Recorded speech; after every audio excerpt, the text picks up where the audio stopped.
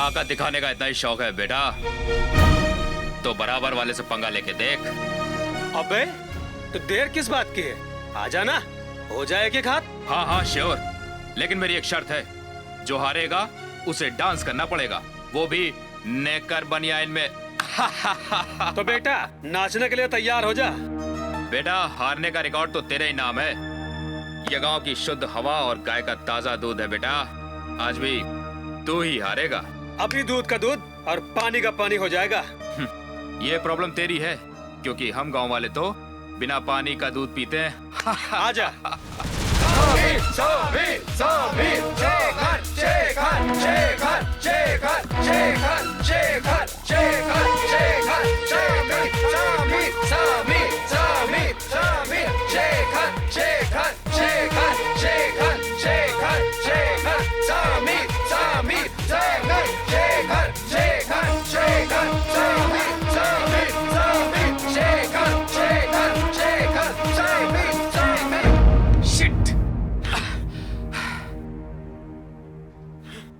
अरे यार तुम तो सीरियस हो गए। अरे बेटा आज हम लोगों के कॉलेज का आखिरी दिन है। हाँ अभी शर्त भी तो बाकी है, हारने वाला हमारी पसंद के गाड़ी पे नेकर बनियान में डांस भी तो करेगा। भाई कपड़े उतारो। और बेटा हमारी पसंद का गाना है कांटा लगा।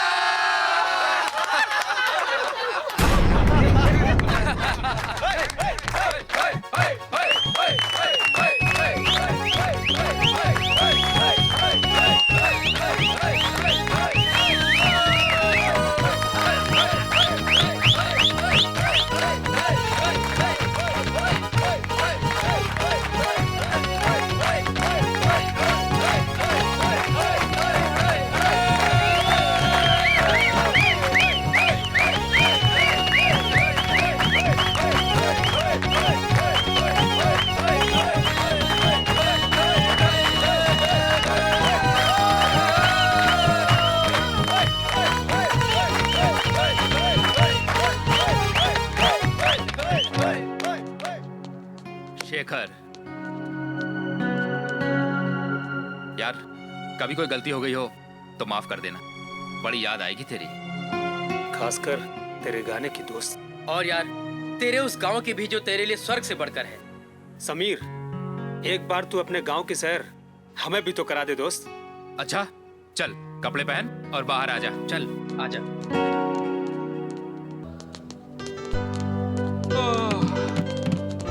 अब चलता हूँ यार, अभी बहुत सारी पैकिंग करनी है। समीर तू तो परसों सुबह जा रहा है ना? अरे यार परसों नहीं, कल शाम को ही बस पकड़नी है, और तू तो जानता है अगर कल शाम की बस छूट गई तो परसों सुबह से पहले नहीं मिलेगी। बेचारे को एक दिन और लटकना पड़ जाएगा। अरे यार भैया को गांव में जाके लड़की जो देखनी है, यहाँ तो तड़प तड़प के मरे जा रहे हैं। अच्छा अब चलें? हाँ चलो। हाँ चलो चलो चलो।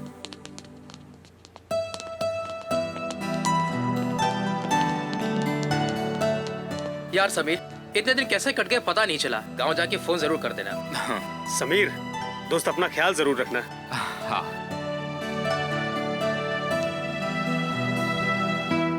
बाय।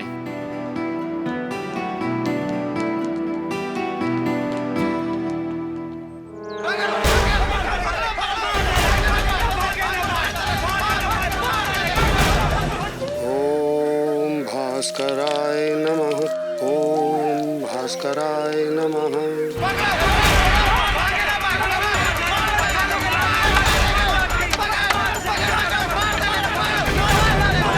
ओम सूर्याय नमः। ओम भास्कराय नमः।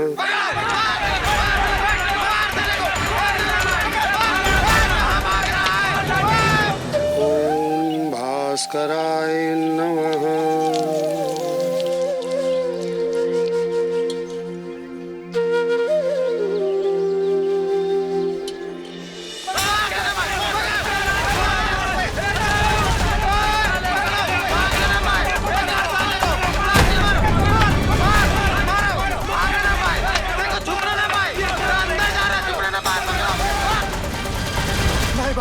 माय बाप हमनी के बचाए लेवल जाई, हमनी के बचाए लेवल जाई माय बाप। ठाकुर दादा ये बहुत बड़ा अपराध कैले बा।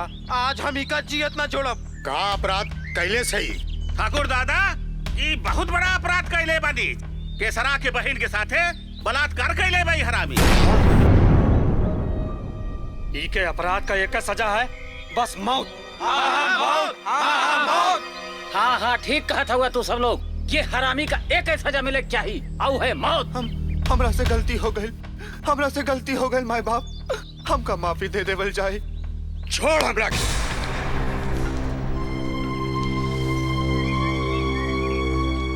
सारा गांव ठाकुर रणविजय सिंह के मान सम्मान ये खातिर ना करेला कि वो बहुत बड़ मनई हुए, बाकी ये खातिर करेला कि वो गांव की भलाई चाहे, हमेशा इंसाफ करेला। और आ जाओ इस चौखट पे इंसाफ है होई।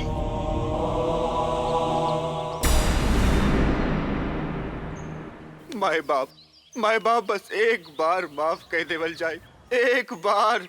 चुप हरामी कहीं का। तोहरा के माफी नहीं, तोहरा के मौत मिली, मौत। छोटे जी भैया जी। एकरा के माफ कर दो। चल, हम तोहरा के जिंदगी बख्शित है, बाकी हमारे को शर्त है, तोहरा के केसर की बहन के साथ विवाह करे का हुई। राउरी का कहा था नहीं दादा? बड़के भैया एकदम सही कहा था मैं। लेकिन भला हम एक नीच जात के लड़की से ब्याह कैसे कह सकेली? जैसे ओकरे इज्जत से खिलवाड़ कैला। शर्त मंजूर है तो बोला, नहीं तो मरे खातिर तैयार हो जा। कह केसर, तोरी बहन का तो एमा कोनो आपत्ति नहीं है? ना ठाकुर दादा, यह सारू की जिंदगी पार लगाई। ये हमारा आखिरी फैसला है, बाकी तुम जानो तुम्हार काम। ये लात के भूत बात से नहीं मनी है भैया। ठीक बात माई बाप, हम सुरमी से ब्याह करे खातिर तैयार बानी। अब ले जाई पापी के हमरे चौखट के सामने से। चला जा।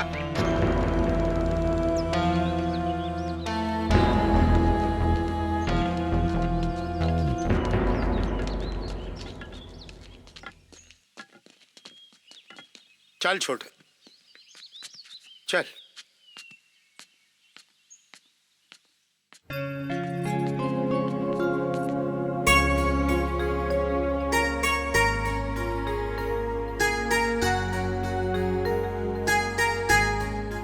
राउर अब गांव समाज की चिंता छोड़ी और घर परिवार की कुछ फिक्र करी। अरे भगवान, का भइल का कुछ हमने के भी बतावल जाए। याद नहीं खे, समीर के पढ़ाई पूरी हो गई बा। अरे ओकर ब्याह होके के चाही कि ना होके के चाही? अब हमनी से अकेले सब काम नहीं खे होकेला। काहे? कर्मा छुटकी नहीं खे का? हम तो देखी छुटकी घर का सारा काम करेला। अरे ओकर कोनो हाथ बटावे वाला होके के चाही कि ना होके के चाही? हाँ, ये बात तो है। फिर तो जल्दी है कोनो सुंदर लड़की देखे के परी। भैया हाँ। रहुआ ओकर फिकर ना करी, बस रहुआ तो दुल्हन लावत तैयारी करी। पर एक बार समीर से था। भैया हम समीर से इस बारे में बात कर ले हैं। लड़की तो भैया एकदम चांद का टुकड़ा हो, चांद का टुकड़ा। सच देवर जी? अरे राउर कसम भौजी। देखा, बुझौनी ना बुझा, और बात का है वो सफा सफा बताओ। भैया वो चंदनपुर के हमार दोस्त हमें ना, ठाकुर दया सिंह। दया सिंह? चंदनपुर वाले? भाई चंदनपुर के तो हम सबे का जानी थे, बाकी ओजा ऐसन तो कोई नहीं जो हम सबकी बराबरी का होए। नहीं नहीं, रहुआ उन्हें कैसे जानीला? वो तो वही 6 महीने पहले चंदनपुर में आके बसल हैं। अच्छा। बाकी मनई बहुत नेक है भैया, और वो अपनी बिटिया स्वाति का बियाह अपने बेटवा समीर से करे चाहत हैं। भैया खानदान अच्छा रहल और लड़कियों सुंदर रहल, तो बगैर आपसे पूछे हमें रिश्ता खातिर हाँ कह देली। ले हो, भला इमा पूछे की का बात? जैसे बाप वैसे चाचा है। बस एक बार समीर लड़की देख के पसंद कर ले बस। तचट मंगनी और पट ब्याह। कहा भगवान, हम ठीक है कहा तानी ना। लो छुटकी भी आ गई। दीदी रउआ एजा है, चली रसोई में समीर भैया के पसंद के लड्डू बनावे के बाकी है। अरे राम रे राम, हम तो एजा बात करे में सब भुला गई। चला जल्दी चला तो। भैया हाँ। हम तो सोचा तानी कि जीप की सर्विसिंग करावे शहर चल जाई, काहे से बहुत आवाज करत है। हाँ आवाज तो है। समीर के आवा तक तैयार हो जाई ना, काहे से कि सुबह ओका लेके जाए के है। तो ऐसा करो कि भौजाई से रुपया ले लो, हाँ कोनो जरूरी काम ना होए तो अब बहने चल जाओ। अब काम तो कुछ नहीं खे भैया, बस तनी बाहर साफ सफाई करावे के रहे। अरे साफ सफाई तो अपन बुधवो करा सकेला, बाकी हम तो घर में ही हैं। हाँ ठीक है भैया, जा। ठीक है। जा।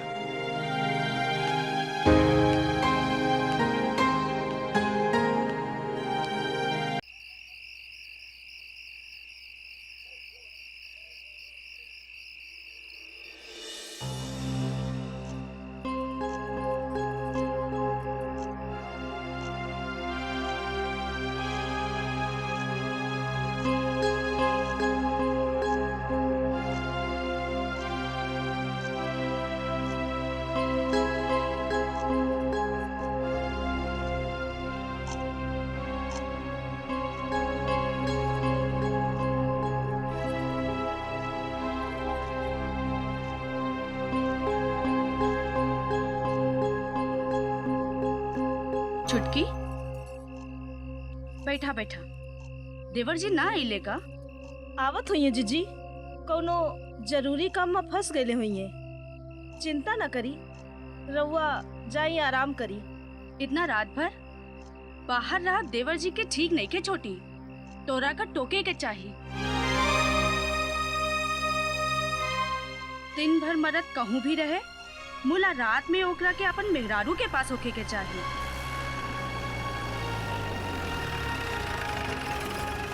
देवर जी आ गई ले, जाके दरवाजा खोल। जी।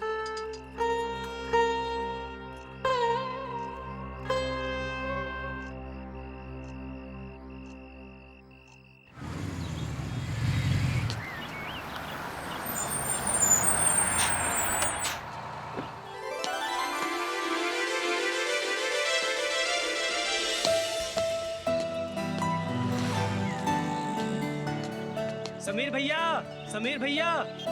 अरे लोटन,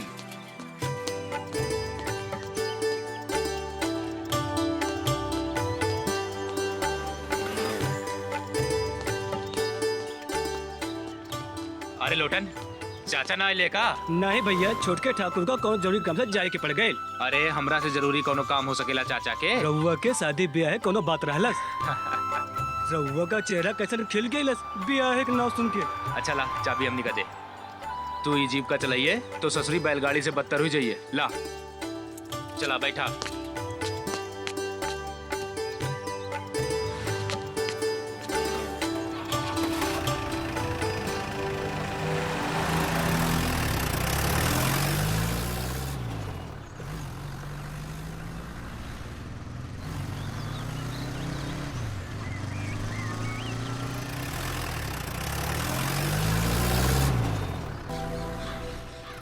अरे अरे अरे बड़ी धीरे चलावा, इस शहर ना हो, गाँव हो क्या?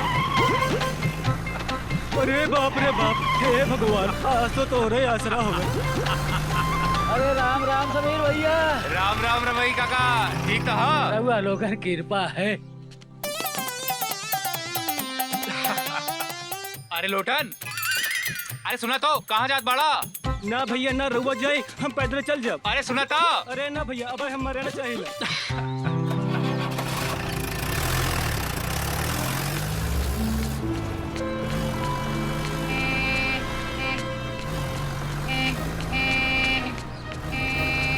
अरे हट जा, अरे हट जा, किनारे हट जा।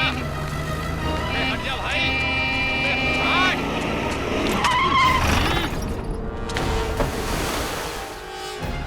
बचाओ हमें, बचाओ, हमें बचाओ, बचाओ, हमें बचाओ, बचाओ, बचाओ, बचाओ। अरे अरे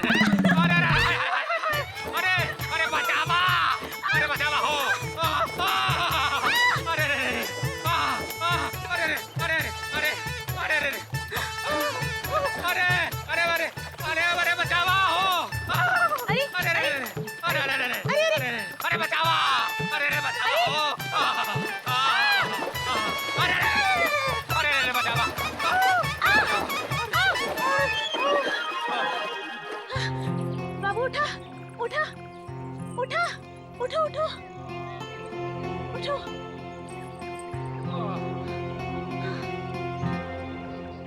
जब रउआ को तैरे नहीं आवत तो काहे कूद गईला? जी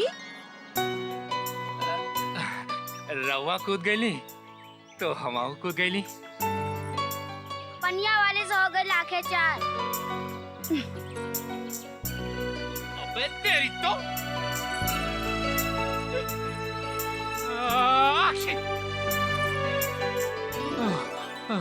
लागत बा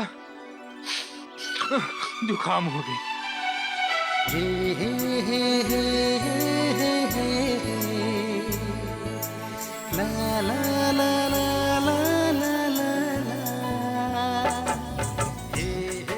तोहरा से सुंदर भी कुछ हो सकेला।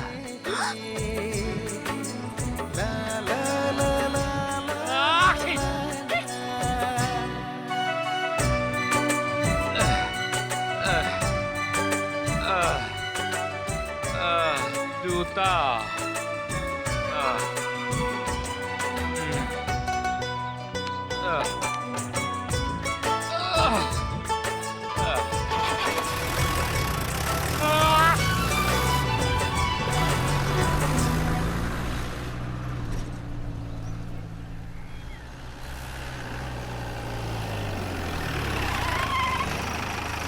ला भैया आ गई हमार शेर।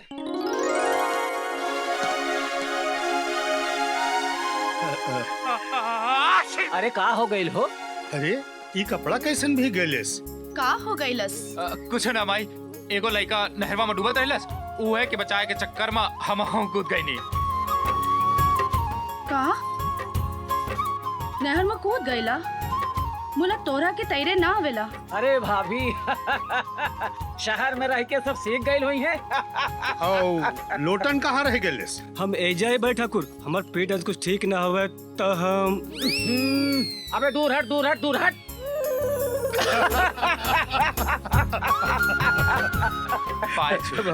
खुश रह, ऐसे नहीं मुस्कुरात रहा और खानदान का नाम रोशन करा।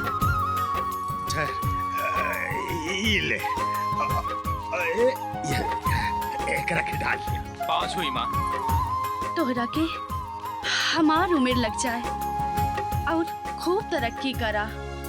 अरे भैया वहीं रहा, हम तो यह कहा कि जियत रहा और मस्त रहा। तोरा से तो बाद में निपटब, बड़ा बिजी रहा था मैं आजकल। अरे भाई तोहरे ही काम से गैल रहली। हाँ, और हमार चाची हमरे खातिर आशीर्वाद में का दे ले। खूब जल्दी एगो सुन्नर मुन्नर दुल्हन आवे।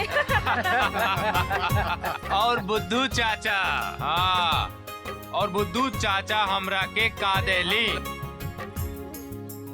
हम तो रउआ खातिर एहे मनौली कि बाबू के सब दुख तकलीफ राम जी हमका दे दे। अरे अरे ना बाबू ना, ना बाबू ना, अरे हमरा के तो चक्कर आवेला। ना बाबू ना, अरे चाचा ना बाबू ना, ज्यादा चढ़ गई ना का? ना बाबू ना। मुला बचपना अब ही गइल नहीं। अरे एक बेरिया जो ओकरा के देखी तो बस देखते रह जाई। ए, जा गाड़ी सामान उतार चल। खड़ा खड़ा मुंह बनाए रहता। चाचा, हाँ आज ऐसन चांद का देख ली हाँ कि ओकरा से ज्यादा शायद ही धरती पर केहू सुंदर होके। अरे कहाँ हो? अरे भाई चचा भतीजे में कैसन खुसुर पुसुर चलत बा? अरे कुछ नहीं भैया बस ऐसे ही। अच्छा कुछ नहीं बाबूजी, बस हाँ। ऐसन है।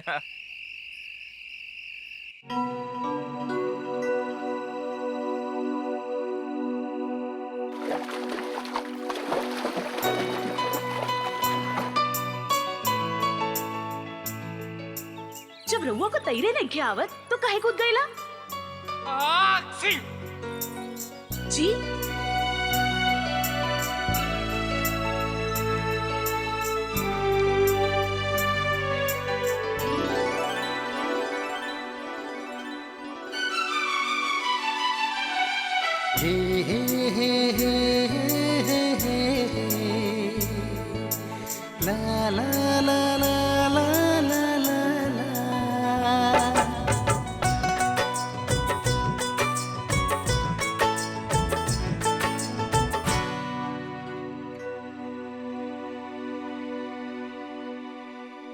सपना रहलस।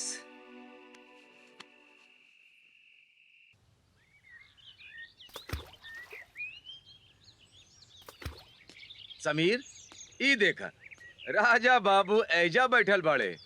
का हो, तू तो एकदम सहरातू हो गईला, अपने बचपन के दोस्त के भुला गईला।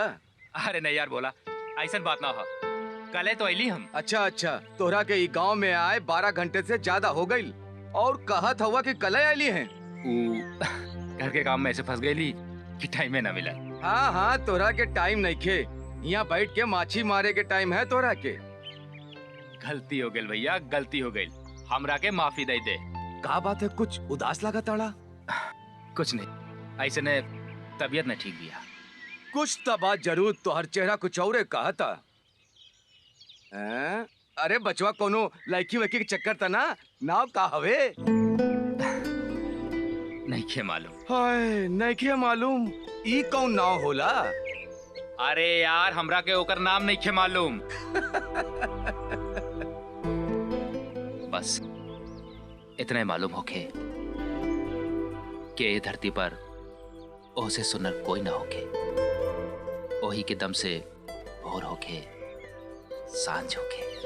हाँ हाँ, सब वही के दम पे चला था। अरे भाई लोग तनी सुनल जा, हमार दोस्त समीर पगला गइल बा। चुप ससुर, तू पागल हो गल का? तू ससुर हमारा दोस्त हो कि दुश्मन? अरे नहीं, ऐसा कोनो बात नहीं के। तू तो बस हमने के इतना बतावा कि ओकरा से मिलल कहाँ रहला, हम बाकी सब पता कर ले।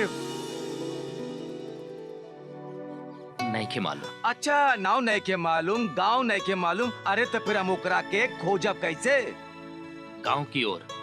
गांव की ओर? ओहरे गई रहा। अरे ओहरे तो हमरो वाली रहा था, कहीं इक्के पे तो नंबर ना भिड़ा दे ले हवा। का बात करता हुआ?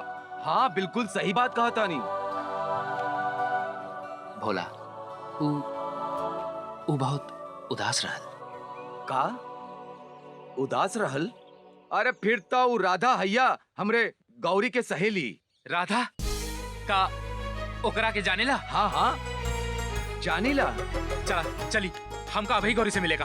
अरे तनी धीरज रखा, धीरज रखा। जिन्ने चाचा के बेटवा कल बारात गइल रहा और वहीं पाई हा, ओई जा गौरी से मुलाकात हो सकेला।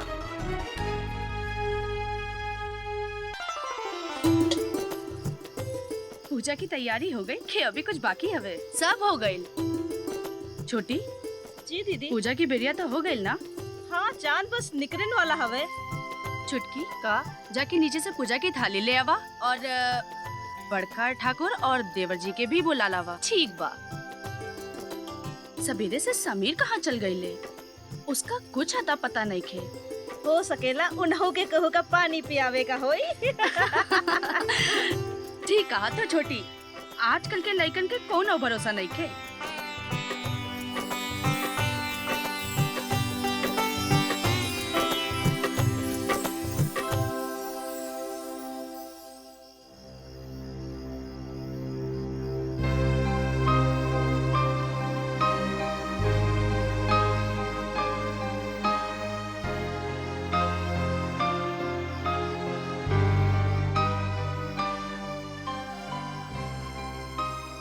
ये तो बहुत अच्छी बात है कि रउआ ओकरा के इतना प्यार करत हो।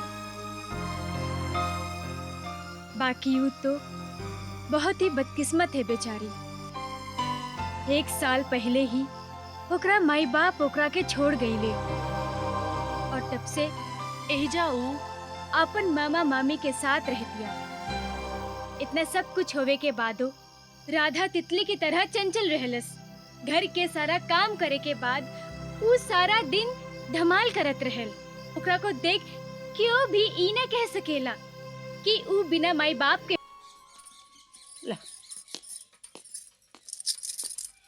खा ला जा।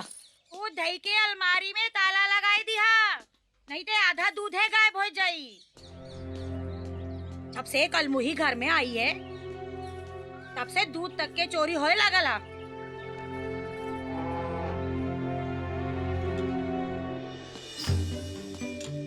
राधा, ए राधा। हाँ, ऐसे पहले कि तुहार मामी आ जाए, ये दूध के पीला।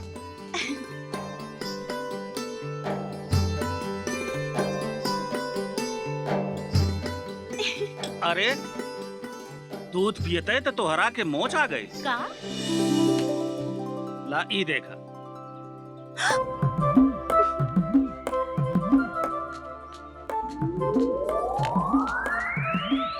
यहाँ आवा आवा।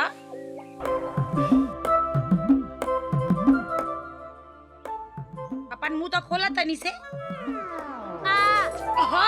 तोरा के अबहिन मारे के रहा छोड़े कहीं के। अरे दूध कम ना भइलस, पानी मिला के रख देले हैं। वैसे भी शांति आजकल शुद्ध दूध पियला से पेट में अपच हो जाला।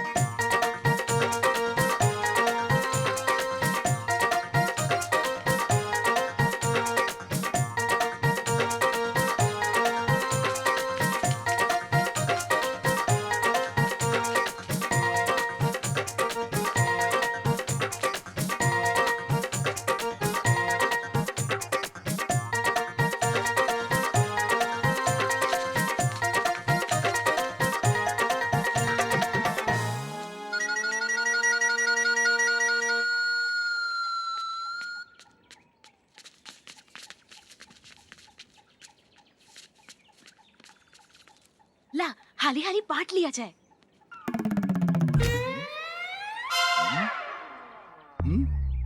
लो पूजा तोहार, ला शिवाली तोहार, ला चंदू तोहार। ए दीदी तू तो हम सबसे ढेर ले हऊ। अरे चंदू महाराज मेहनत तभी तोहरे सबसे ढेर कइले बानी। अच्छा तू एक और ले ला। तू याद रखबा कि कौनो रईस से पाला पड़ल रहा।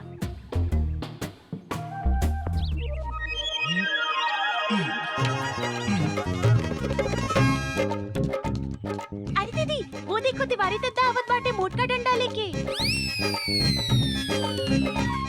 हाँ, अरे बाप रे बाप। हाँ। रुक रधवा के तो हम नहीं के छोड़ा बाज।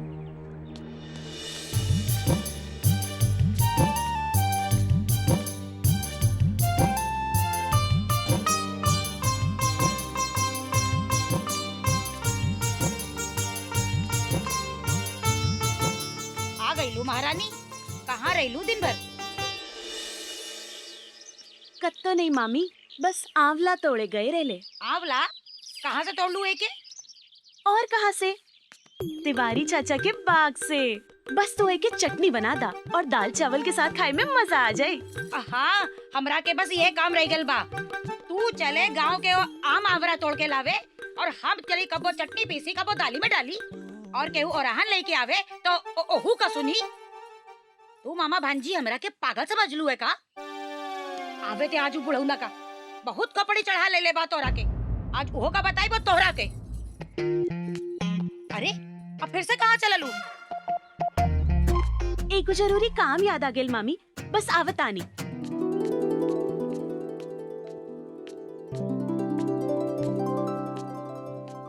हाँ गौरी बताई, कौन गोली पे निशाना साधी? वो लाल वाली पे, पीली वाली पे या काली वाली पे? बोला बोला। अरे राधा तनी संभल के, अगर गलत निशाना सधलू तो दाना भरे के पड़ सकेला। एक गौरी ई राधा का निशाना हवे, एकदम अर्जुन के जैसे, एकदम वैसन, समझ लो। का भइल मुन्ना, काहे रो बतानी? कुछ नहीं दीदी, वो लाला भैया की दुकनिया में छे दिव्या में छे टॉफी निकाल ले। लाला भैया ने हमका चांटा मार ले। का वो लाला की इतनी हिम्मत? वो भूल गवा कि तू राधा के गैंग के हवे। चलो वानर सेना, आज वो लाला का देख लिया जाए। चलो वानर सेना, चलो।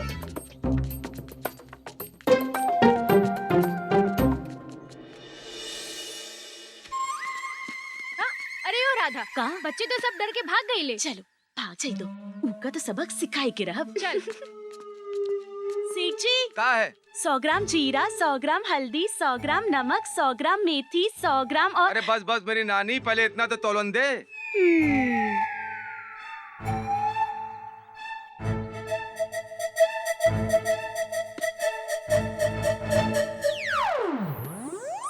सेठ जी हाँ का है? तोहरा धोती में मेघा। कहाँ मेघा? कहाँ? बुढ़ा खूसट भाग राधा। अरे रुक, अरे तोरा कर रुक। यह पूरा गांव माँ बस राधा के हंसी गुंजत रहे। मामी के डांट मार के भी ओकरा पर कोनो असर ना रहे। तो फिर ऐसन का भइलस गौरी? जौन राधा एकदम मूरत हो गईली? ई तो हमहू न जानेला। हाँ, एक रात हम और राधा कमलापुर गांव में नौटंकी देखे गए रहली। गांव में बहुत मनई अपन टोली बनाई के गए रहलस। हाँ, हमनी के अच्छी तरह याद है कि वो रात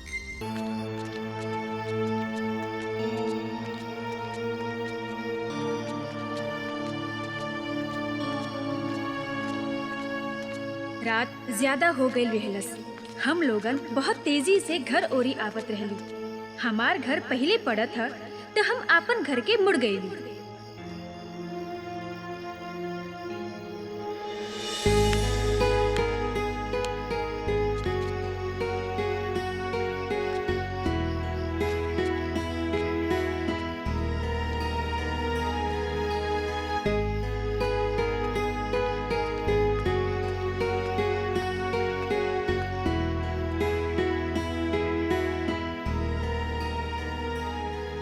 मतलब तोहरे घर की ओर मुड़े के बाद और राधा के घर के बीच में कुछ ऐसन भइल जौन राधा एकदम टूट गईली। मुला भइल का? पर ई बात तो सिर्फ राधा बता सकीला। तू कभो राधा से बारे में कुछ ना पूछलू? हम तो ओकरा से पूछ के थक गई नी। मुला ऊ आज तक हमनी के एह बारे में कुछो न बतौलस। हम तो बस अब इतना ही चाहेला कि भगवान भोलेनाथ ओकरा जिंदगी में एक बारे फिर से खुशी के दिए जराई दे। कुछ ऐसा हो जाए कि वो पहले की तरह हंसे लागे, बोले लागे। ई हमार तोरा से वादा बा गौरी, हम एक बार फिर से राधा की जिंदगी में बाहर लाए। एकरा के लिए हमका जौन कीमत चुकाए का पड़ी हम चुकाई। काहे कि अब राधा हमार जिंदगी, हमार प्यारा।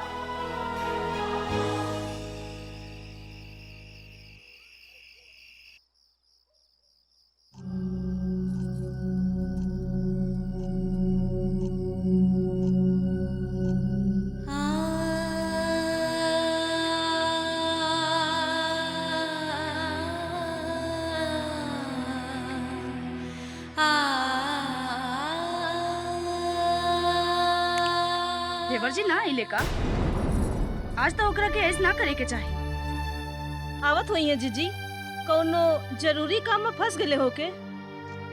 अपन औरत के ए तरह से घर छोड़ के घर से बाहर रहा, कौन सा ऐसा जरूरी काम कर रहल बिया? सब समझाता नहीं। ये सब तुहार सगाई के परिणाम है। कब तक तू देवर जी की गलतियन पर पर्दा डालत रहबू? अब हम चुप ना रह पाई। ठाकुर जी से ना ना दीदी, ऐसा कबो ना करिया। बड़के भैया का बेवजह दुख पहुंची। हम समझा लेबे उनके। रहुआ तनिको चिंता ना करी। जाई सोई, ऊ औते हुई है। तू उपवास तोड़ लू। एक ऊ ह जेकरा के तोरा खातिर तनिको फिकर ना है। एक तू ह ओकरा खातिर अपन देह जरावतिया देह।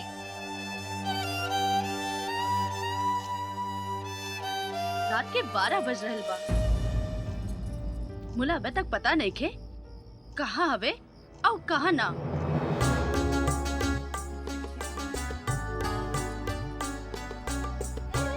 हाय जान।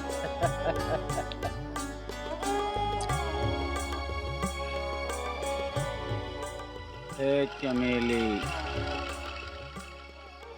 अरे तू तो ससुरी शराब बन जाला। राम कसम बड़ा नशा हवे तोहरा में, बड़ा नशा। ए चमेली के अलावा तोहका और कुछ बुझाला कि ना? आवा आवा ठाकुर आवा। इला हे बस तोहरे ही तो इंतजार रहला। अरे कम से कम आज की रात तो तोका फौजी के लगे रहे के चाहत रहल। ए केहिका नाम ले लेहला मर्दे। सारा मूड खराब हो गई। चमेली अपने हाथ से एक पैग बनाओ। एह पतुरिया के चक्कर छोड़ा और हमरे काम में लग जा। कहीं ऐसा न हो कि तू ऐजा ऐश करत रहा और वहजा तोहार भतीजा दूसरे के संग बियाह रचा ले। नहीं ठाकुर नहीं, ऐसा नहीं हो सकत है। हमारी मर्जी के खिलाफ समीर केहू लड़की की तरफ नजर उठाए के देख नहीं सकत है। ब्याह की बात तो बहुत दूर दूर है। भगवान करे ऐसा ही होए। काहे कि ऐसा ना भइल तो बड़ परेशानी हो जाए।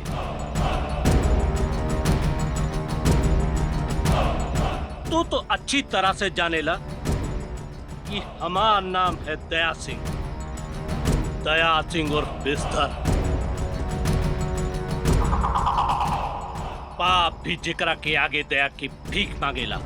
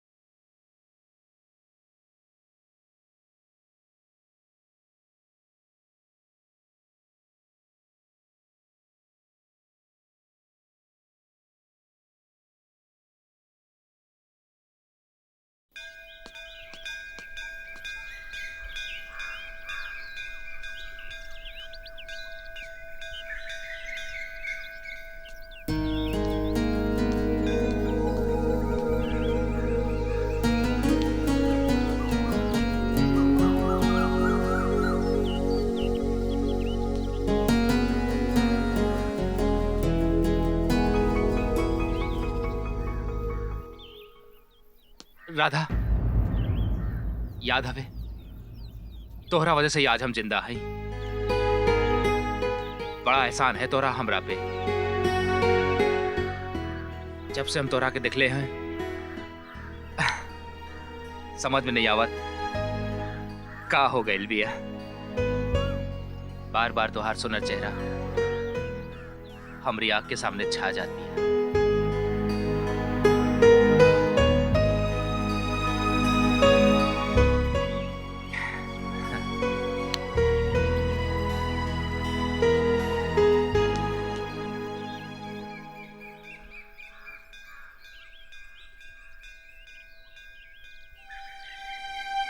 कुछ समझ में नहीं खे आवत।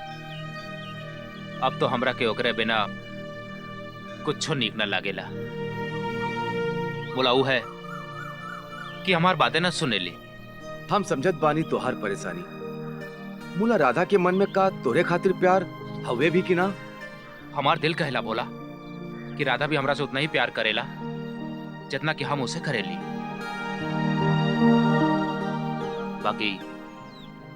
बाकी कोनो मजबूरी हवे जौन राधा हमरा से कुछ ना कह सकी। भगवान करे तोहार विश्वास सही होए। अमीर कहाँ रह गए? अरे ओकर मूड पे रात रहल तो पहले खा के सूत गईले। का कहलू भौजी, मूड पिरा था? हाँ मूड पे रात हो। अरे मूड तो पिरेबे करी, सारा दिन न जने कहाँ कहाँ घूमा करत है। भैया हम तो कहत मानी वही के पैर में बेड़ी बहुत जरूरी हो गई बा। एकदम ठीक कहा थे देवर जी। अब ओकर ब्याह करे में देर ना होके के चाहे। अरे भाई तो हम कहाँ मना कर ले के हो गए? छोटे तू तुमरे दोस्त वाले रिश्ता का भइल भैया? भैलस का भैया, तू तो रउआ का इंतजार करत बानी। रउआ आज हाँ करे, वो आज आ जाए। समीर से कुछ बात भइल, तू का कहलस? अब उसे का बात हुई भैया, तू तो अब टाल मटोल कह रहल बा। अरे वो शर्मात हवे, ओका कही कि आप ब्याह कह दे हमार, या हमका लड़की पसंद हवे। देखा, समीर की मर्जी के बिना ही मामले में हम कुछ न कर सके। निभावे का वो है, ये मामला में जबरदस्ती करब ठीक नहीं है। छोटे थोड़े दिन सब्र करा, एक आध महीना में सब ठीक हो जाए। ये खाना बनौले हो हैं? न सब्जी का स्वाद मिला न दाल का। हर डोला सब घर हाल है। अरे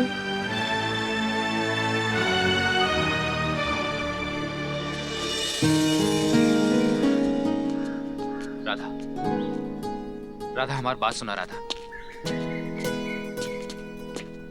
एक बार हमारी बात सुन ले राधा। राधा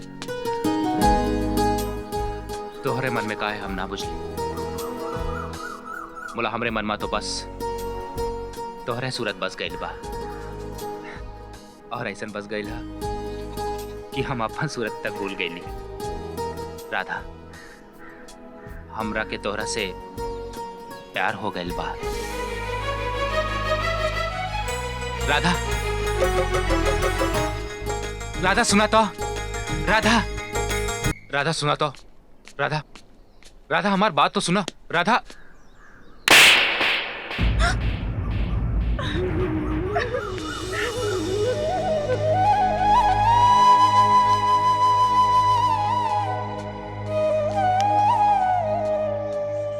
का हो, खेते में खाद पड़ गई? हाँ दादा, 10 बोरी खाद पड़ गई। चलो बहुत अच्छा।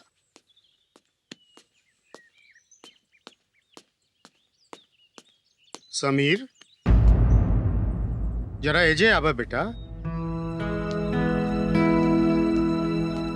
का बात है बाबूजी? बैठा। अभी बतावा बेटा कि आगे का करे की सोच ले? हा बाबूजी एजा गांव में ही रह के कुछ करब। जैसे आपन संगे संगे गांव के 10-12 और लड़कन के रोजगार देवे। अरे वाह, ये तो बड़ी अच्छी बात सोच ले। हा का है कि गांव में पढ़े लिखे समझदार मनई की बहुत ही जरूरत है। अच्छा एक बात और बतावा बेटा, ई बियाह के बारे में तो हर का मर्जी बा? बाबूजी बुरा मत मानी, हम अभी एक के बारे में कुछ निर्णय ना ले सकीला। हमनी के थोड़ा टाइम दिया जाए। हाँ हाँ कोनो बात नहीं, जैसन तुम्हार मर्जी। तो बाबूजी अब हम जाएं? हाँ हाँ हाँ जा बेटा जा।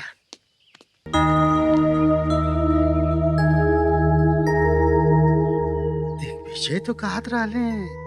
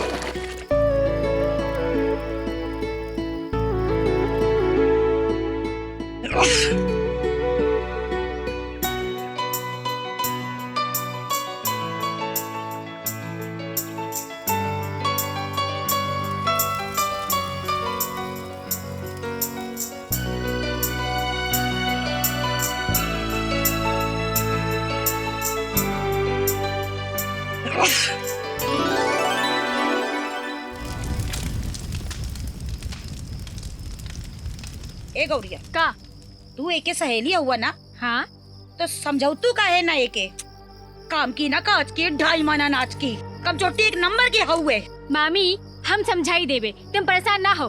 अपना दिन से देखा था का समझावत हूँ। अरे सुनत नहीं के का कल मुही और तोहार दुपट्टा जलत हुए। का हो गइल बा राधा तोहरा के? हाँ तोहरा दुपट्टा में आग पकड़ लेलस और तोहरो को कोनो खबर नहीं खे? अरे मरे के रहा तो नहरी में जाके मारी एजा मर के हम सबके जेल भिजवावे के अच्छा जातन कइलू तू अपना तो बच गईली। हे राम हमार इतना महंगा दुपट्टा फूट डालिस कल मुही। ओ राम मेरे जैया का करी।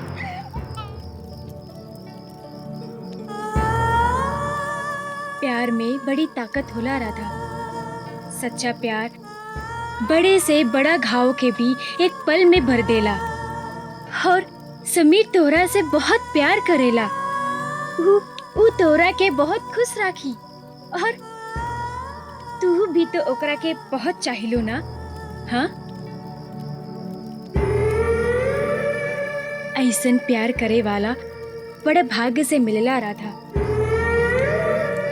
देर न कर और अपन एगो नई जिंदगी की शुरुआत करा। हाँ राधा हाँ।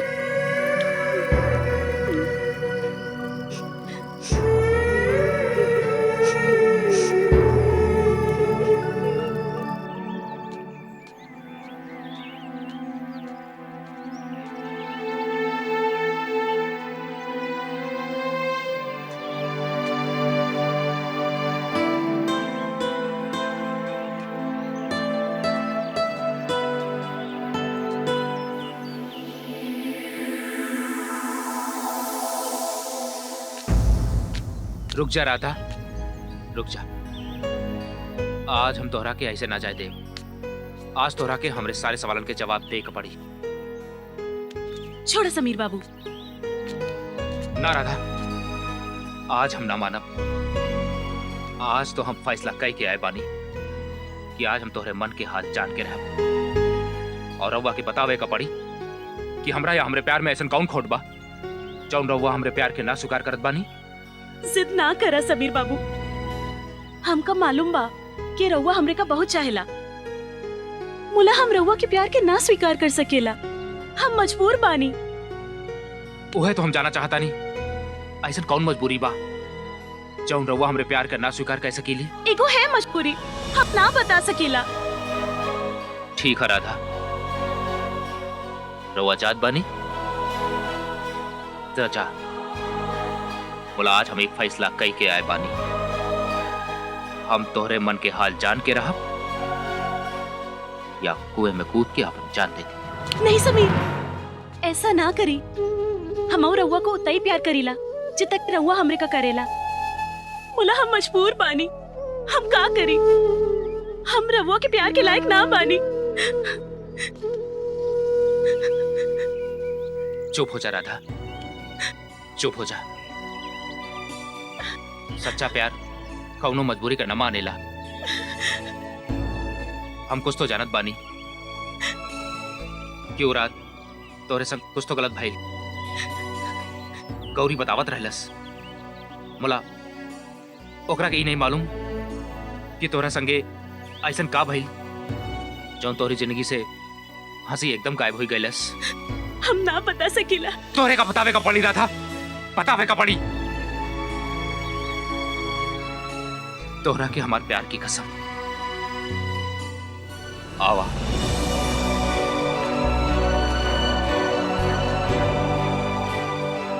बतावा राधा, बतावा। ऊ रात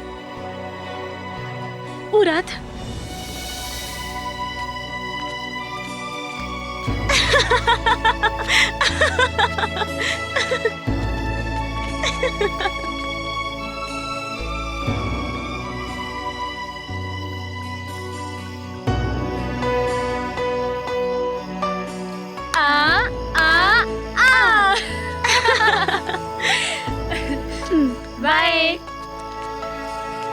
बाय।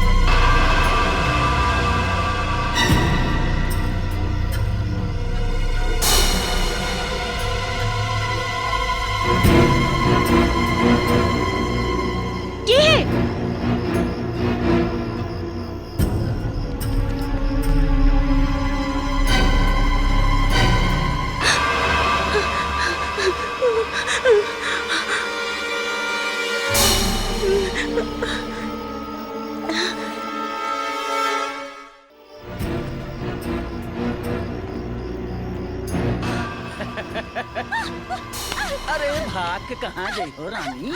चुप चुप चुप चुप।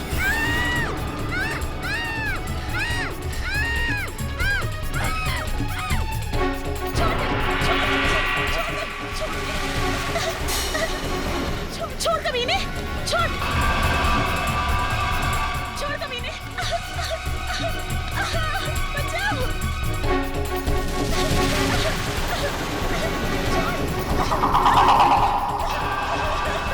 छोड़ दो मुझे, छोड़, बचाओ, छोड़ कमीने, छोड़।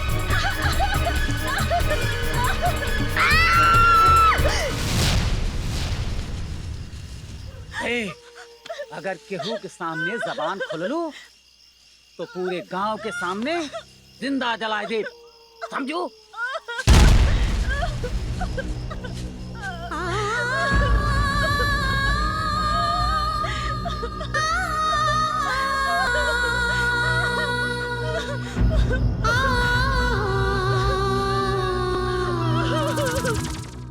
जय हम कहा तानी कि हम रहुआ के लायक ना बानी। राधा, तू अपन समीर का अभी तक ना समझ पाइलू। तू हर हाल में ओकरा लायक हो। तू हमरे से दूर न जाए, नहीं तो हम मर जाए। विश्वास रखा अपन समीर पे। ई जन्म तक आ, अगले 7 जन्म तक अब समीर ई हाथ का ना छोड़ी।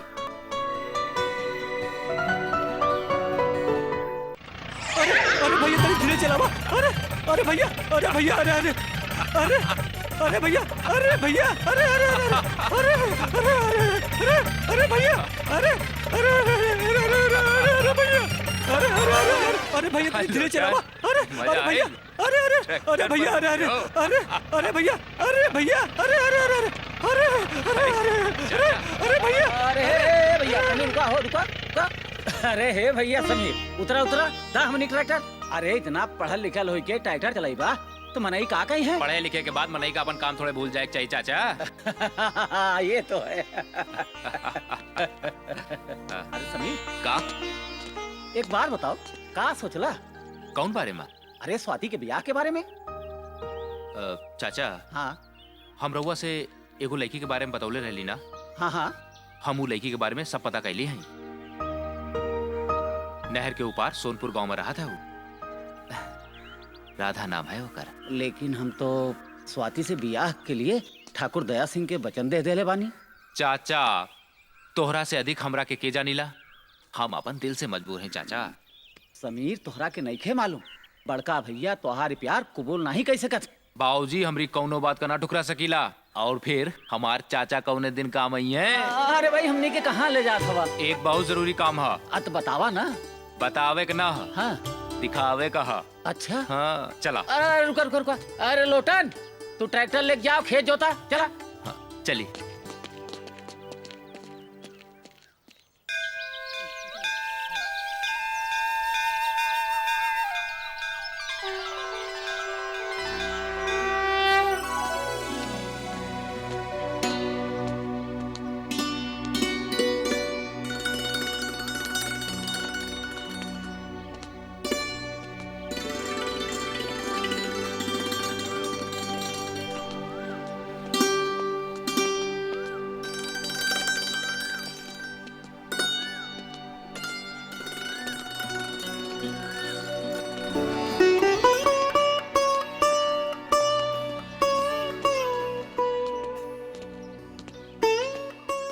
राधा, ई हमार चाचा हवे। ई तोरा के पास कही दे ले, समझा तू पास।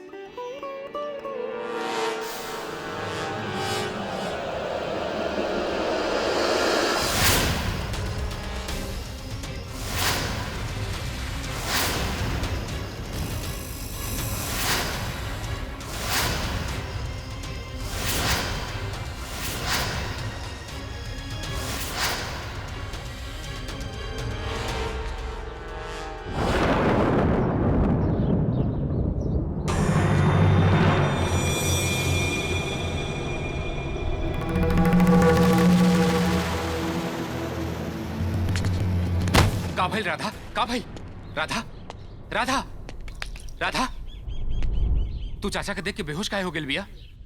बोला राधा, बोला। ऊ इहे राक्षस हो जौन तोहार राधा संगे बलात्कार कैलिस। ई तो कहत बिया। राधा, तोहरे पहचाने में कोनो गलती हो गेल बिया। हम ऊ राक्षस के चेहरा कैसे भूल सकीला समीर, कैसे भूल सकीला?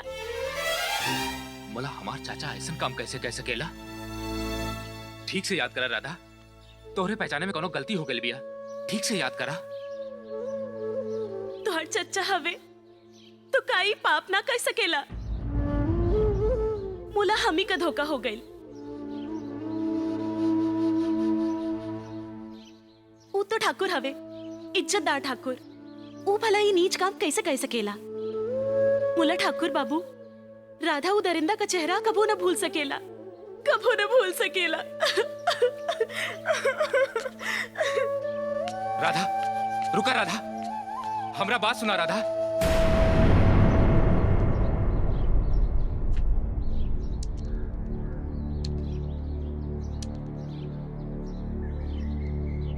दोस्त का कुछ बुझात नहीं खेबा। एक और हमार प्यार होखे त दूसर और पिता समान प्यार दे वाला चाचा। तोरा के भरोसा केकरे पे बा? प्यार पे कि चाचा पे? दोनों पे। मुला दोनों तो सच ना हो सकेला ना। हमार बात माना, तना राधा के ना चाचा के। तू सच के साथ चला। सच का है दोस्त? एक बार ए बारे में अपने चाचा से बात करके देखा, सच खुद ब खुद सामने आ जाई। भुला गईला भोले बाबा के मंदिर में राधा के संगे का वादा कैले रहला? चला।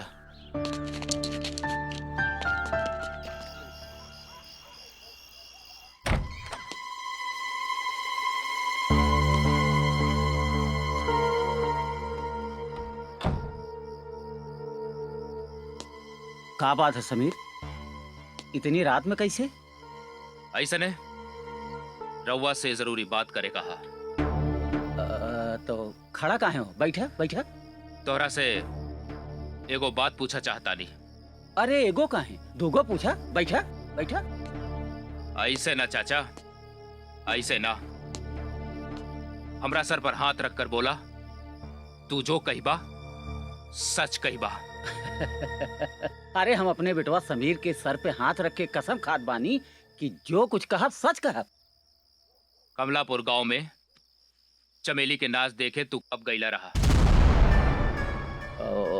तारीख तो ठीक से याद नहीं खे, मुला साल भर हो गई हुई।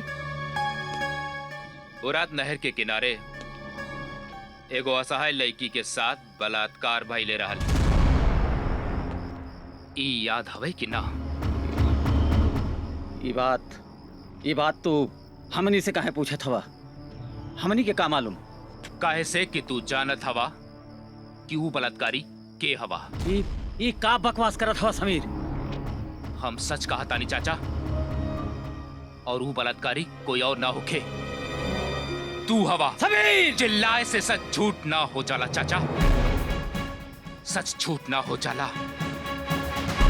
और आज हम जान गईली, हम तोहरे पाप का जान गईली चाचा। और कल सवेरे बाबूजी तोहरा के ई पाप की सजा सुनाई है। समीर, हमनी की माफी दे दे समीर।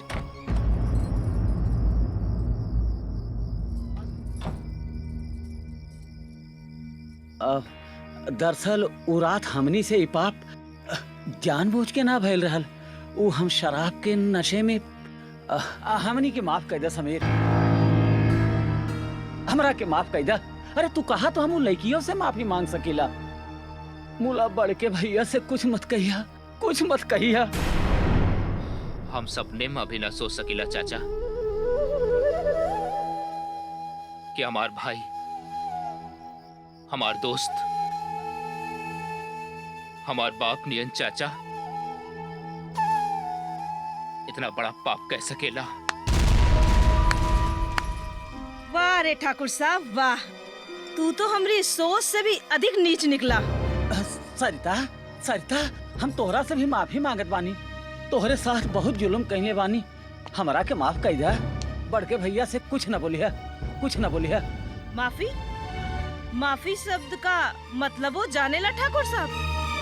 मुला तू का जाने, तो हार जैसे लोग ही इस शब्द का महत्व खत्म कर डाले। इस शब्दों कबो न कबो सोचे कि तुहार जैसे लोगन की वजह से ओका अस्तित्व खत्म होएगा। अरे हमार बस चले तो लोगन के दिमाग से और सारी किताबों से इस शब्द का मिटा दे। एकरे आड़ मत तुहार जैसे लोग अपने गुनाह का छिपा न सकेला। सरिता हमनी के माफ कर दे। हम तोहरे सर की कसम खात बानी, जिंदगी में दोबारा ऐसन गलती हमनी से नइखे होई। हमनी से माफी मांगे से कुछ न हो सकी। अरे माफी मांगे के तो जा उसे माफी मांग जी की इज्जत के तू तार तार कर डाला है। हम ओकरा से भी माफी मांग सकीला। तुम लोग हमनी के माफ कर दे। हम कसम खात बानी कि जिंदगी में ऐसन पाप हमनी से दोबारा नइखे होई। ठीक है चाचा, अगर राधा तोहरा के माफ कर दे तो हम सब भी तोहरा के माफ कर दे।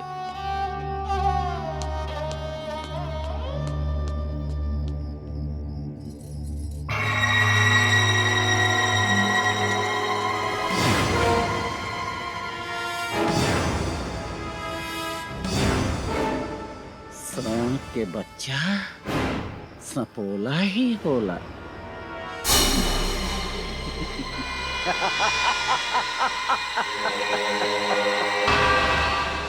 मुला तोहरा के नइखे मालूम समीर कि हम न्योला होई न्योला।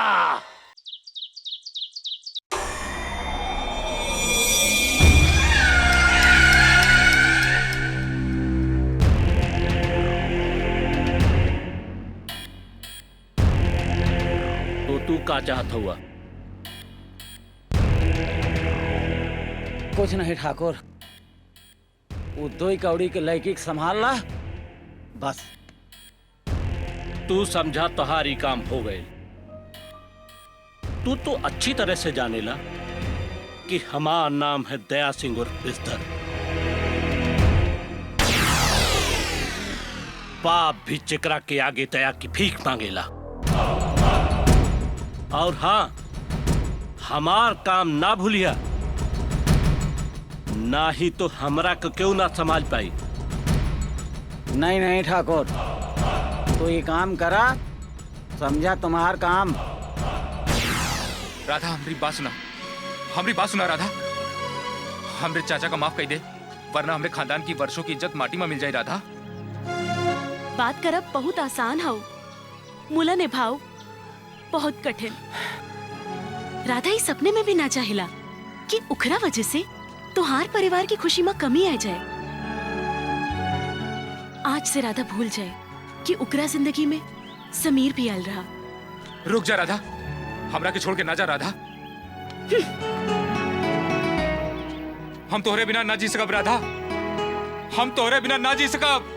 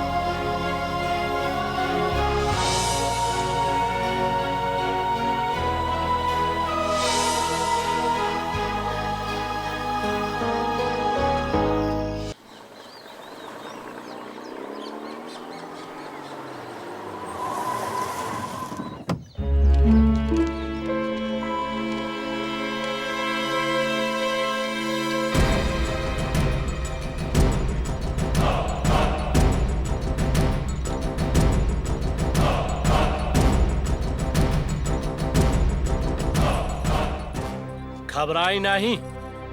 हम बताओ थे कि हम के है। दया सिंह नाम है हमार। दया सिंह उर्फ बिस्तर। पाप भी जिकरा के आगे दया की भीख मांगेला। तोहरे घरे लक्ष्मी की बरसात करे आए बानी। एला और ला और चाहिए? हाँ। एला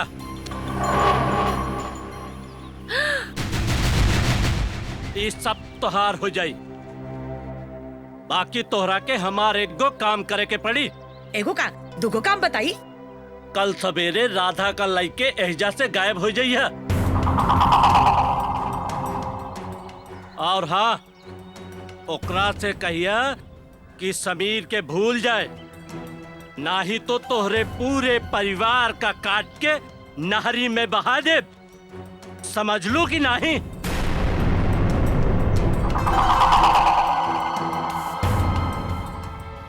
इतना बड़ काम खातिर इतना रुपया कम ना होवे ठाकुर साहब। स्मार्ट मामी। इला और ला। और हाँ, कल सवेरे के सूरज निकले के पहले राधा का एहजा से लेके गायब हो जा। सवेरे का है? हम आज रात में ही सबका लेके ई गांव से दूर हो जाए ठाकुर साहब। और हाँ, याद रखिए, हमारा नाम है दया सिंह। दया सिंह और बिस्तर।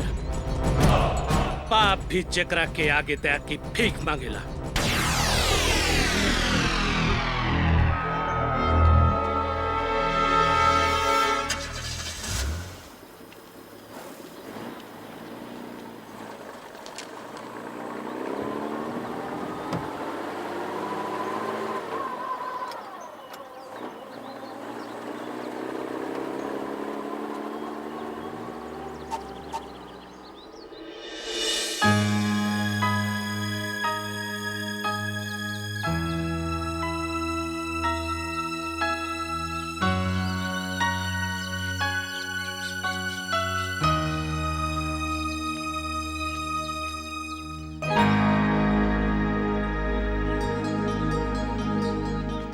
रुक जा राधा, हमरा से इतना मुंह ना मोड़ा।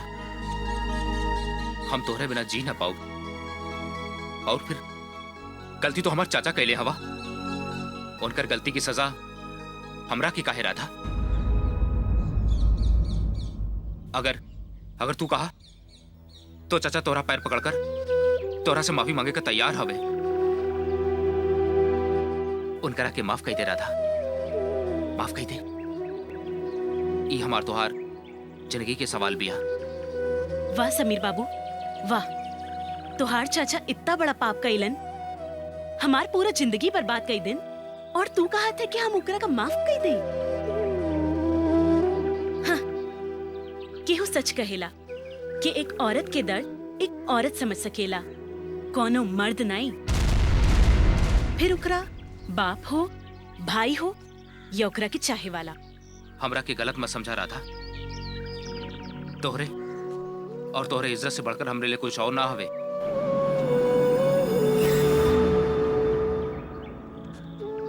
मोला परिवार और खानदान की इज्जत भी तो कुछ होला। और फिर वो जानबूझ के ऐसा ना कैले हवे। शराब के नशे में उनसे इतना बड़ा अपराध हो। समीर, एक बार तोहार खुशी खातिर हम उनका माफ भी कर दे। मोला ऊ घर में हम बहू बन के उनका कैसे देख पाई। साल भर जौन हमरे आंख से आंसू बहिलस, जब जब हमनी के याद आई, हम आपन से और तोहरा से आंख न मिला पाऊ। तू हमरा का भूल जा। यही में हमार और तोहार दोनों परिवार का भलाई बा। हम परिवार की भलाई के बारे में तो ना बता सकीला। मोला हमार भलाई तोरा के छोड़े में नहीं, तोरा से मिले में बा। तोरा संगे जिंदगी बिताए में बा, संगे जिए मरे में बा।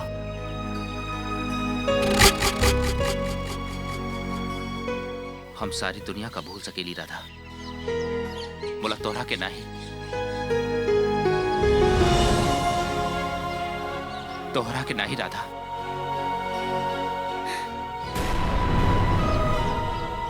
अरे मामा जी, अच्छा भइल रहुआ एजे मिल गई। रहुआ से मिला ई वही फरिश्ता है जिकरा वजह से तोहार राधा का नवा जिंदगी मिलल बा। चाचा इज्जत लूटेला और भतीजा जिंदगी बचावे। खूब भल मनई बानी रहूंगा लोग। बाबुओ साहब बड़ा भल मनई हमार। ई का कहा था मामा जी? ठीक कहत बानी। ये कैसन तोहरा प्यार के फरिश्ता हवे जवन की तोहरा के हिसाब भी ना दिला सकेला। तू चला हमरे संगे। आज हमने की देखे की बिया ये गांव में भगवान के बाद जेकर दर्जा हवे कितना बड़ा इंसाफ का पुजारी हवे। तू चल हमरे संगे। मामा जी, चाचा के महापाप के माफी रउआ से मांगा तानी। हमरा पर विश्वास ना होके तो चाचा रउआ से माफी मांग ले हैं।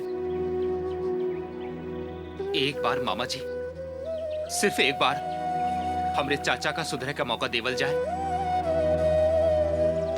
तू बड़ा भोला बड़ा छोटे ठाकुर। तू अपने चाचा के वहीं तक ना समझ पावला। दो मुहा साफ होके जितना इधर से उतना उधर से होके। राधा, राधा, काबिल गौरी।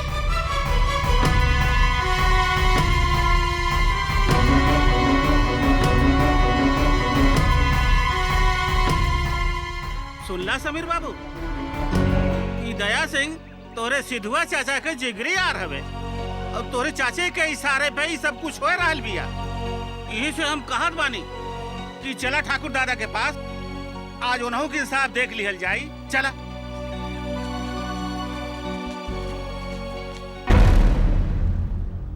तू कहा था साल भर पहले ठाकुर दिग्विजय सिंह पूरी भौजी राधा के संगे बलात्कार कैलिन और मुंह खोले पर जान से मारे की धमकी देलिन। सुरहो आना सच माई बाप।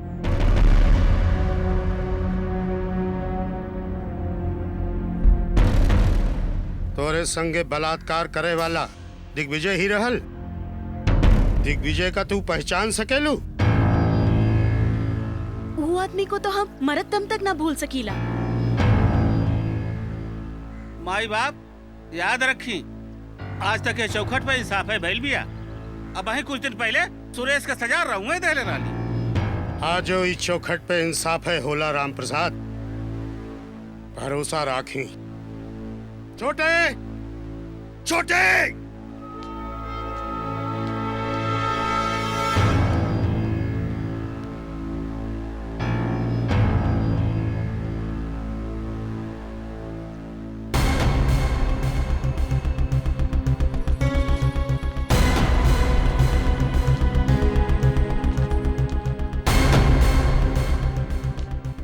का ये है वो नीच पापी?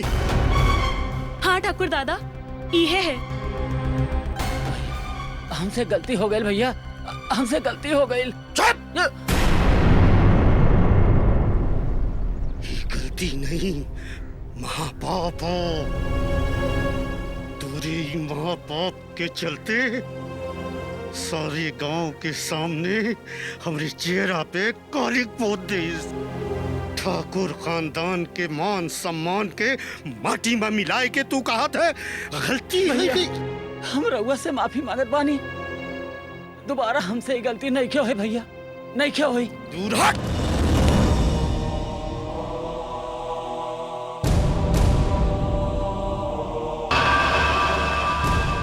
तू और उस नीच मरी हमार भाई नहीं हो सकले। तोरे जैसे पापी के लिए हमरे इंसाफ माँ एक ही सजा भा है मौत। ना बाबूजी, आखिर गलती समझ के माफ कर देनी भाई साहब। हम लोगों से अपन सुहाग की भीख मांगता नहीं। सुभद्रा, ये पापी से कह दे कि हमारी नजर से, ये हवेली से, हमारी जिंदगी से हमेशा के लिए दूर चला जाए।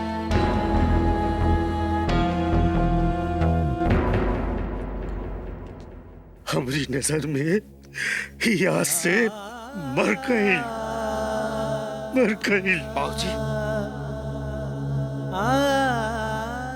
अजय के ऐसे हमदर्दी होए वो ई के साथे जा सकेला।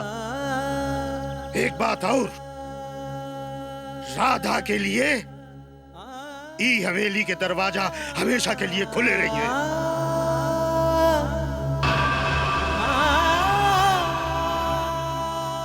वो जैसे चाहे वैसे रह सकेला।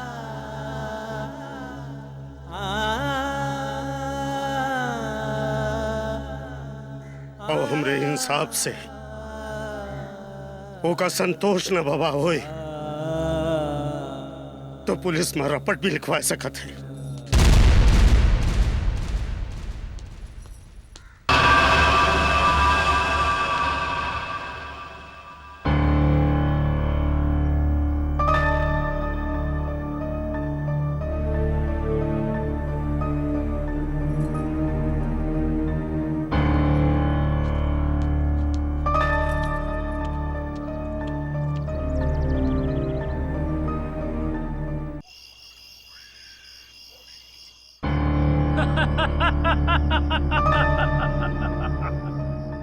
अरे तू तो ससुर एकदम बुड़बक हुआ, बुड़बक।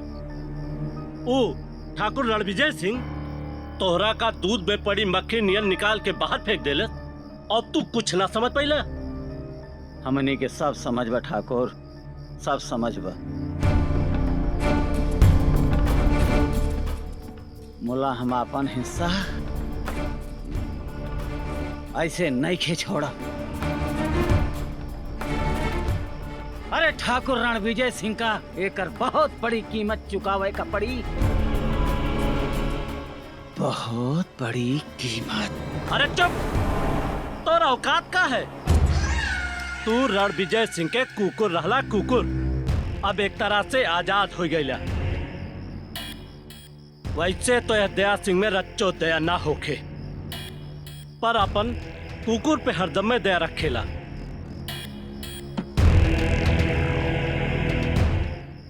हम जैसे कहत जाई वैसे करत जा। फिर देखा रणविजय सिंह तोहरे पैर में कैसे गिड़गिड़ात है। और रही बात उस साली छिनार राधा की, तो अब ओका भगवानों भी ना बचा सकेला। काहे कि तू तो अच्छी तरह से जानेला कि हमारा नाम है दया सिंह, दया सिंह उर्फ बिस्तर। पाप भी जगरा के आगे दया की भीख मांगेला।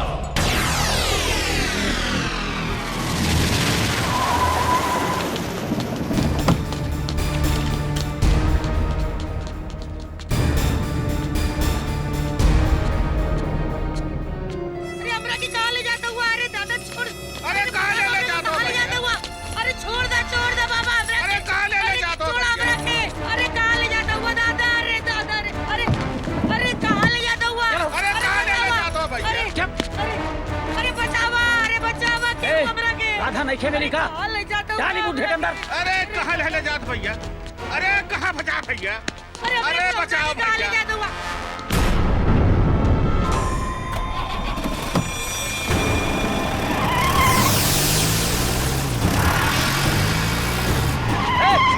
पकड़ के मार।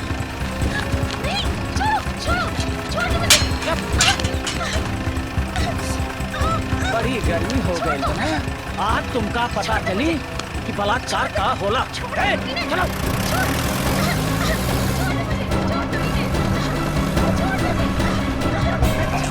अरे छोड़ा। अरे हम कहा था नहीं छोड़ना। गाड़ी रोको। छोड़ा हमारी बिटिया। छोड़ा। फेंक दे बुढ़िया। फेंक दे। अरे दादा, अरे अरे हमरा। अरे दादा देखा था अपनी बिटिया के ले जाता है। अरे क्यों बचावा अपनी बिटिया के ले जाता है? अरे क्यों तो बचावा? अरे सुना तारे क्यों बचावा? अरे दैया क्यों बचावा?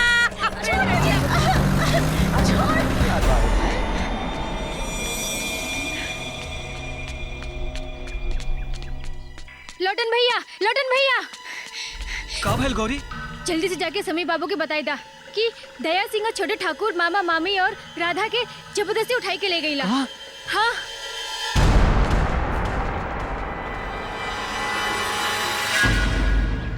बाबूजी, ये जौन कुछ भइल उ ठीक ना भइल।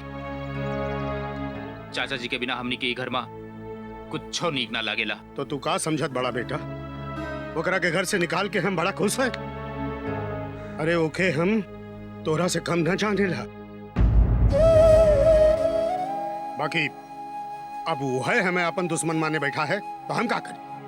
हम माने ली कि देवर जी बहुत बड़ गलती करे हवे। मुला डर है हम लोगन के व्यवहार से वो और ना बिगड़ जाए। तो इस डर के मारे हम अपने बाप रणबीर प्रताप सिंह की चौखट पर इंसाफ के लिए आवे वालन के साथ ना इंसाफी ना कर सकेला।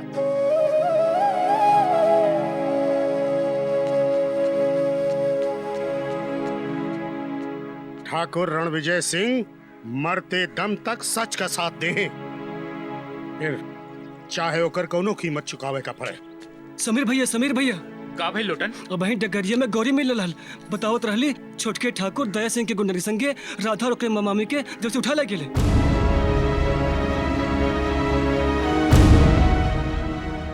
चला भोला चला।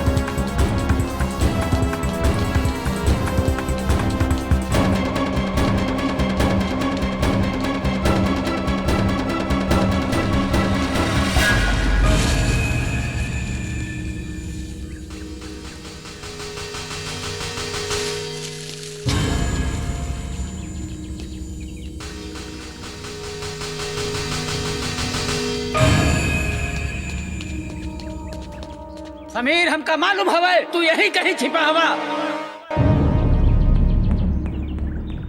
लेकिन तोहरा के नइखे मालूम कि आज तोहार मौत तोहरा के यहिजा खींच लाइल बा। वाह चाचा वाह, आज हम जान पैली कि बचपन में हमारे एक आवाज पर हमरा खातिर आसमान का तारा तोड़ लाए वाला हमार चाचा असल माँ हमार खून के पियासा हवे। समीर! जो कोई जहाँ भी हो वहीं खड़ा हो जा, नहीं तो गोली से उड़ा दे बहका, उड़ा दे।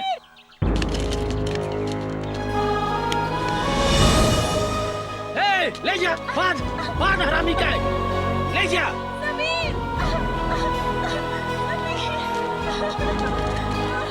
बांध।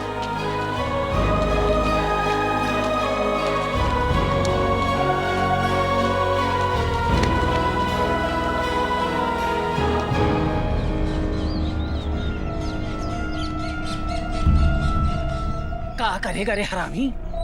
अरे तोर बाप तो हमार सब कुछ पहले ले अब तय खा लेबे। तोहरे बाप की वजह से हमार बाप ठाकुर रणबीर सिंह हमका जिंदगी भर निकम्मा समझ ले और हमारे हिस्से की जमीन जायदाद भी तोहरे बाप के नाम कह दे ले और हमका एक रुपया खातिर तसौले। हमें सुधारक ढोंग तो देखा, हमार बिया जाहिल गंवार से बगैर हमारी मर्जी के कराए दे ले। ला छोटे तोहर जिंदगी और नरक बन जाए। अरे अपने बेटवा के मुंह से कुछ निकले से पहले सब कुछ लावेला। मुला हमसे हमका कभो अपनी छाती से लगाए के ना पूछ लेन कि छोटे तू का चाहत हवा। अरे हम कुकुर की नाई तोहरे बाप महतारी के आगे तुम हिलावत रहली कि हमरा ऊपर तरस खाए के कुछ जमीन जायदाद हमरा के नाम कह दे हैं, लेकिन नहीं ये दुई कौड़ी की लौंडिया की वजह से सब खराब हो गई, सब बर्बाद हो गई। एक रात एकरे साथ मौज मस्ती का कैले ले कि बुढ़वा हमारे ऊपर बंदूक तान दे ले। इंसाफ करे बड़ा भूत सवार रहल ना।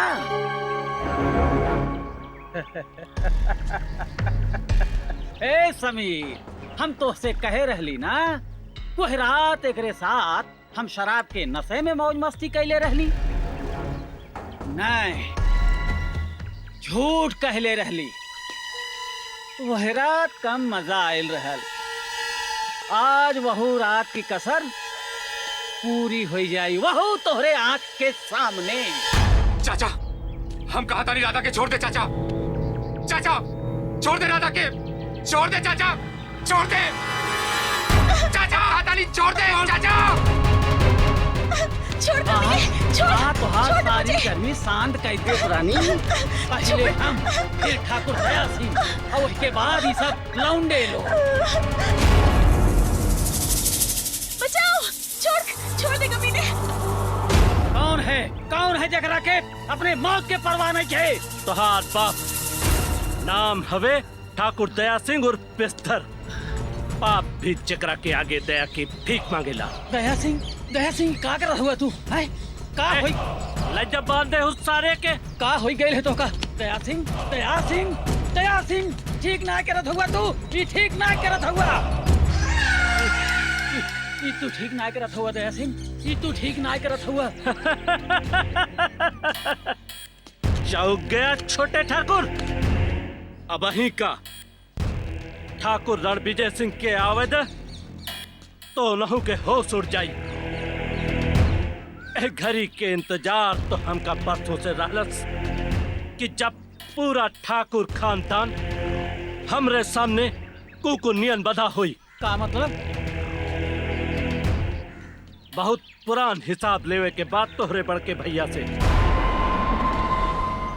तोहरा से दोस्ती, समीर से अपनी बिटिया की ब्याह की बात और तोहरा के शराब और शबाब में डुबावे के, इस सब हमरे साजिश का हिस्सा रहल।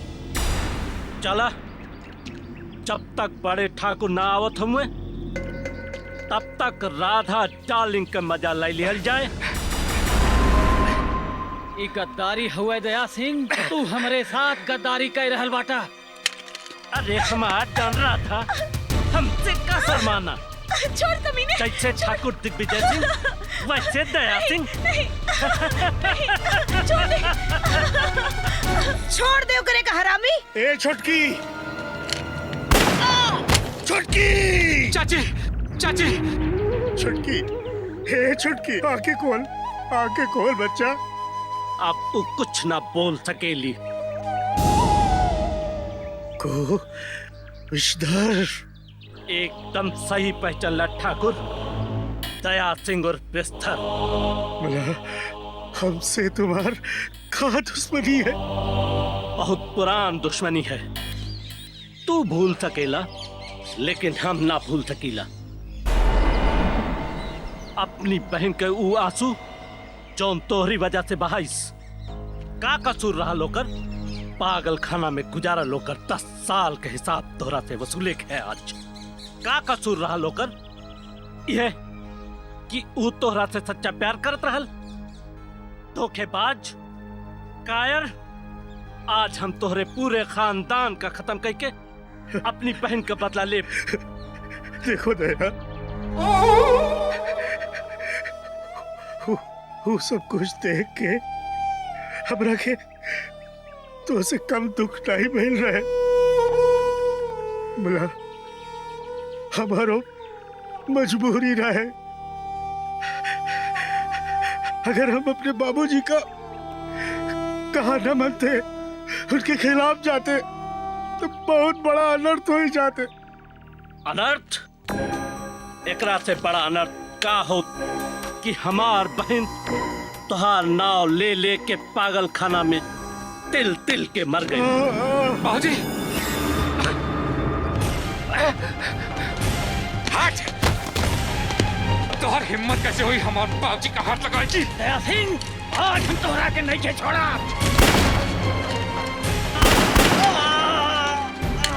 चाचा,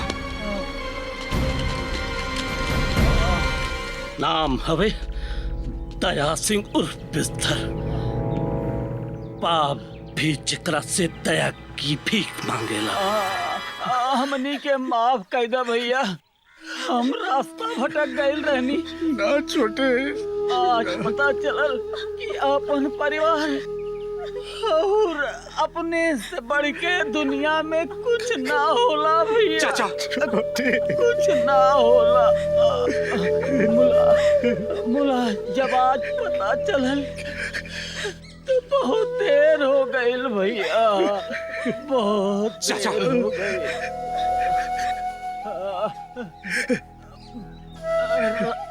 राधा, हम और हमार पाप तो तोरा से माफी के लायक नहीं खे।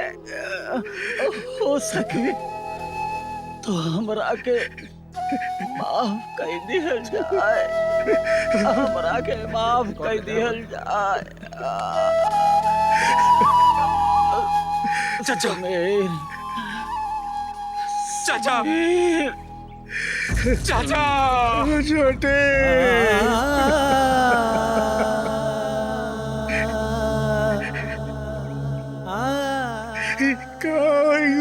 बच्चा